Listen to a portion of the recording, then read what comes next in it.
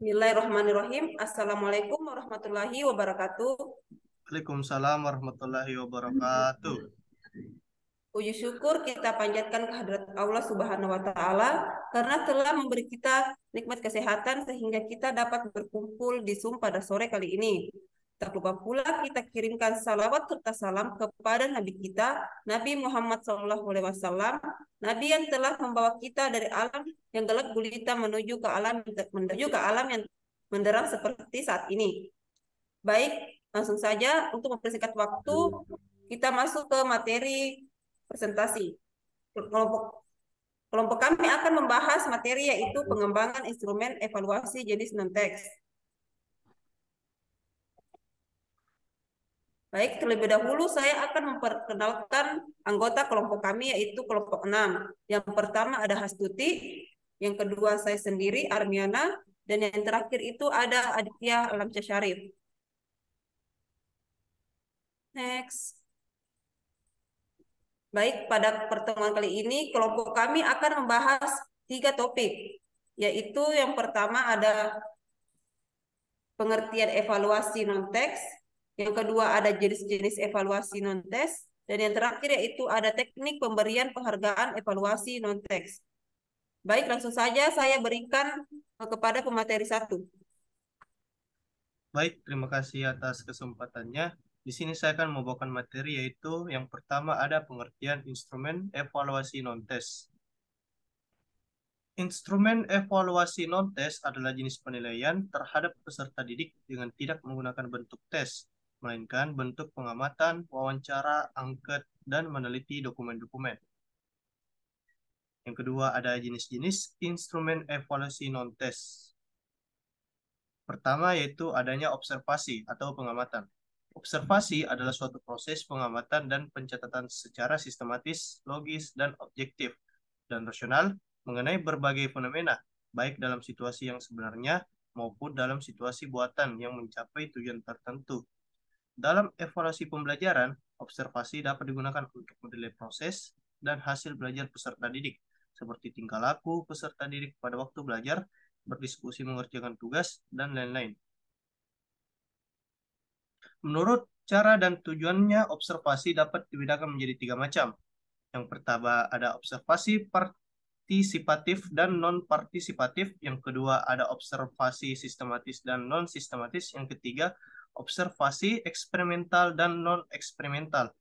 Yang pertama yaitu observasi partisipatif dan non-partisipatif, yaitu observasi di mana orang yang mengobservasi atau observer ikut ambil bagian alam kegiatan yang dilakukan oleh objek yang diamatinya. Sedangkan observasi partisipatif, observer yang tidak mengambil bagian dalam kegiatan yang dilakukan oleh objeknya. Yang kedua, observasi sistematis dan non-sistematis, yaitu observasi yang sebelum dilakukan observer yang sudah mengstruktur yang berisi kategori atau kriteria masalah yang akan diamati. Sedangkan observasi non-sistematis yaitu apabila dalam pengamatan tidak terdapat struktur kategori yang akan diamati. Dan yang ketiga yaitu observasi eksperimental dan observasi non-eksperimental, yaitu observasi yang dilakukan secara non-partisipatif tetapi sistematis. Tujuannya untuk mengetahui atau melihat perubahan gejala-gejala sebagai akibat dari situasi yang sengaja diadakan. Sedangkan observasi non-eksperimental adalah observasi yang dilakukan dalam situasi yang wajar. Pada observasi eksperimental, tingkah laku diharapkan muncul karena peserta didik dikenai perlakuan, maka observer perlu persiapan yang benar-benar matang. Sedangkan pada observasi non-eksperimental pelaksananya lebih sederhana. Baik, mungkin itu saja, saya kembalikan ke moderator. Baik, kita lanjutkan ke pemateri selanjutnya.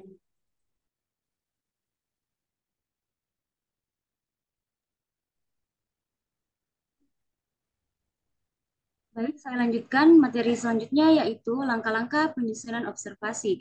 Yaitu ada 6. Yang pertama, merumuskan tujuan. Kemudian yang kedua, merumuskan kegiatan. Yang ketiga, menyusun langkah-langkah. Yang keempat, menyusun visi-visi. Yang kelima, menyusun panduan observasi. Dan yang keenam, menyusun alat penilaian. Next.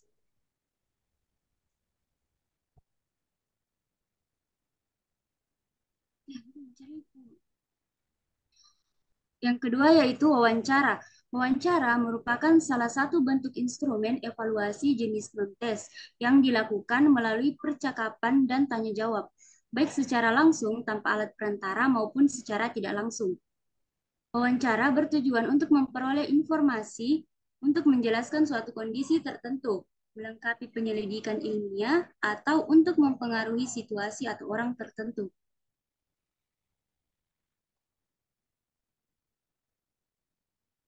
Next. Adapun kelemahan dan kelebihan dari instrumen wawancara, yang pertama kelemahan jenis instrumen wawancara, yaitu jika subjek yang ingin diteliti banyak, maka akan memakan waktu yang banyak pula. Kemudian yang kedua, terkadang wawancara berlangsung berlarut-larut tanpa arah. Yang ketiga, adanya sikap yang kurang baik dari responden maupun penanya. Adapun kelebihan dari jenis instrumen wawancara, yaitu yang pertama dapat memperoleh informasi secara langsung, sehingga objektivitas dapat diketahui. Kemudian yang kedua, dapat memperbaiki proses dan hasil belajar. Yang ketiga, pelaksanaannya lebih fleksibel, dinamis, dan personal. Next. Yang ketiga, penugasan. Penugasan adalah suatu teknik penilaian yang menuntut peserta didik melakukan kegiatan tertentu di luar kegiatan pembelajaran di kelas. Penilaian dengan penugasan dapat diberikan secara individual atau kelompok, dan penilaian dengan penugasan dapat berupa tugas ataupun proyek. Next. Yang keempat, angket atau kuesioner. Pada dasarnya, angket adalah sebuah daftar pertanyaan yang harus diisi oleh orang yang akan diukur atau responden. Angket adalah alat penilaian hasil belajar yang berupa daftar pertanyaan tertulis untuk menjaring informasi tentang sesuatu. Misalnya tentang latar belakang keluarga siswa, kesehatan siswa, tanggapan siswa terhadap metode pembelajaran, media, dan lain-lain.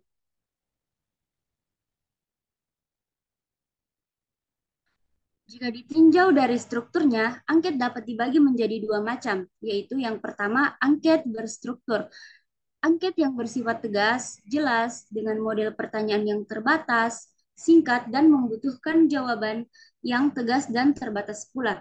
Kemudian yang kedua, ada angket tidak berstruktur. Angket yang membutuhkan jawaban uraian panjang dari anak dan bebas, yang biasanya anak dituntut untuk memberi penjelasan-penjelasan atau alasan-alasan terbuka.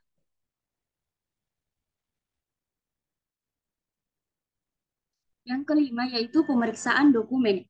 Evaluasi mengenai kemajuan, perkembangan, atau keberhasilan belajar peserta didik tanpa menguji atau teknik non-tes juga dapat dilengkapi atau diperkaya dengan cara melakukan pemeriksaan terhadap dokumen-dokumen. Misalnya dokumen yang memuat informasi mengenai riwayat hidup atau autobiografi. Riwayat hidup adalah gambaran tentang keadaan seseorang selama dalam masa kehidupannya. Dengan mempelajari riwayat hidup, maka subjek evaluasi akan dapat menarik suatu pemeriksaan dokumen lainnya, misalnya dokumen yang memuat informasi mengenai kapan siswa itu diterima di sekolah tersebut dan lainnya. Baik, saya kembalikan kepada pemateri selanjutnya. Baik, saya akan melanjutkan materi yang terakhir, yaitu teknik pemberian penghargaan instrumen evaluasi non-teks. Next.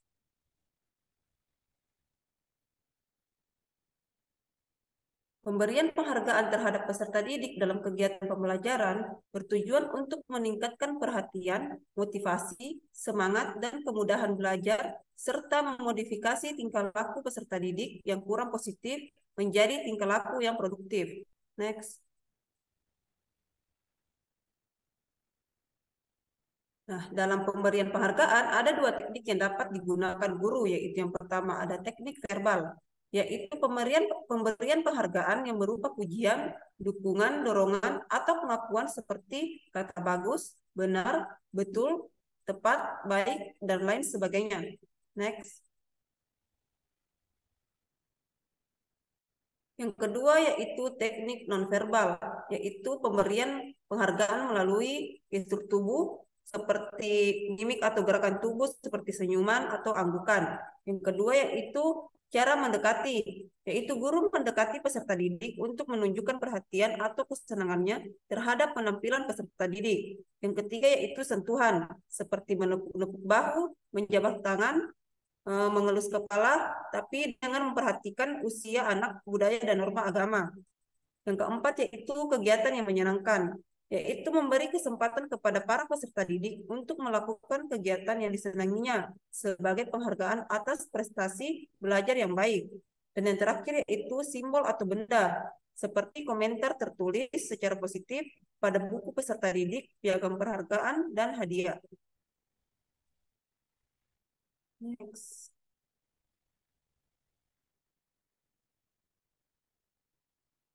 Baik, itulah tadi hasil presentasi dari kelompok kami. Jika ada kesalahan mohon dimaafkan. Sekian, wassalamualaikum warahmatullahi wabarakatuh.